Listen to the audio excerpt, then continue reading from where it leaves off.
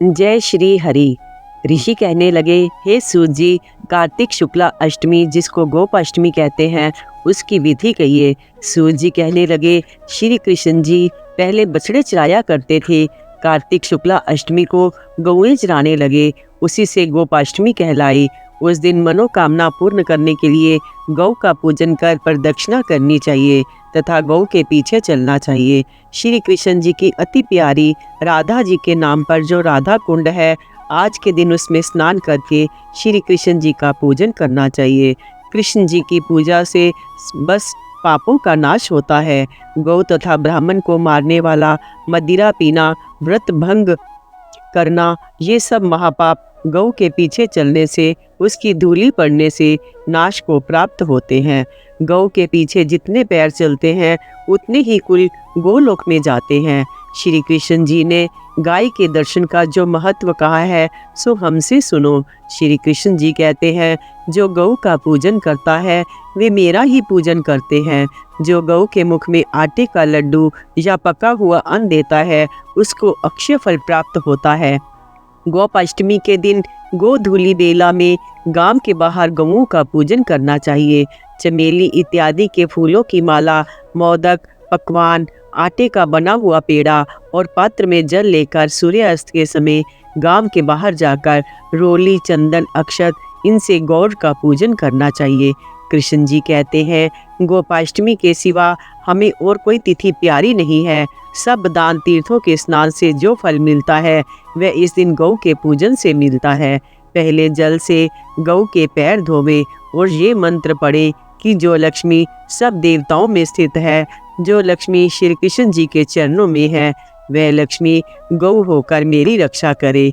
ऐसा कहकर गौ के चरण धोवे, रोली तथा चंदन लगावे और कहे, भक्ति से दिया चंदन ग्रहण करे, फूल माला ग्रहण करो, उत्तम धूप ग्रहण करो, दीपक ग्रहण करो, मुझको सिद्धि दो, नैवेद्य ग्रहण करो। इस प्रकार पूजन करके गौ की परिदक्षिणा करे। फिर गौ को नमस्कार करके उसके पीछे पीछे चले।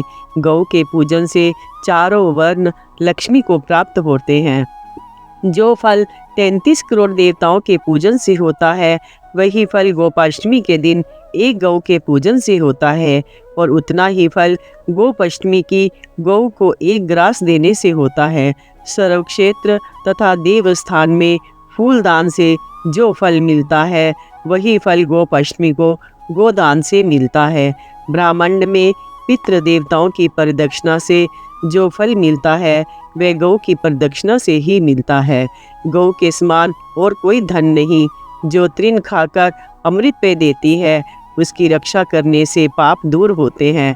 इसका ब्राह्मण को दान देने से सारे कुल का उद्धार होता है। कृष्ण जी कहते हैं, जो गोपाष्टमी को ऐसा करता है वह हमारे स्थान को प्राप्त होता है।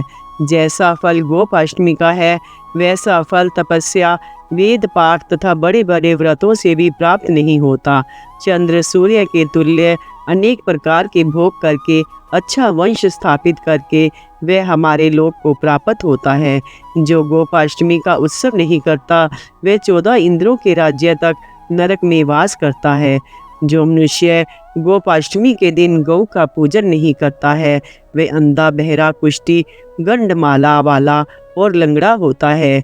गोपाष्टमी को गौ का पूजन करने वाला कभी दुर्गति को प्राप्त नहीं होता। गोपाष्टमी को सायंकाल के समय यदि श्रवण नक्षत्र हो तो जयंती योग बैठता है, जो मुक्ति का देने वाला होता है। जो जयंती योग नहीं करता वह नरक में जाता है तथा उसकी गौ हत्या, ब्रह्म हत्या, मदिरा पान तथा स्त्री वध का पाप मिलता है। जो जानकर गोपाष्टमी का पूजन नहीं करते वे वन में सर्प होते हैं तथा गिद्ध, काग, बाज बनकर मनुष्य का मांस खाते हैं। जो गौ का पूजन नहीं करता वह महापातकी होता है और ब्रह्म राक्षस के तुल्य होता है। उसके 101 कुल नरक में जाते हैं।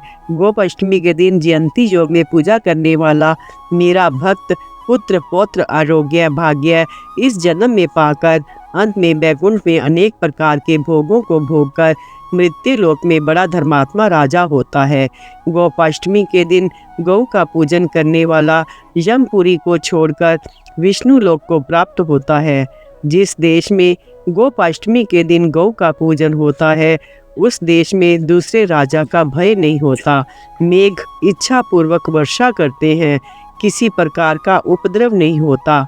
गोपाष्टमी को गौ के पूजन से सब संपदा मिलती है, विघ्नों से भय नहीं होता, उनके घर में लक्ष्मी स्थिर रहती है। सूत जी कहने लगे, हे ऋषियों, जो आपने पूछा सो सब गोपाष्टमी की कथा हमने कही, अब और क्या पूछते हो।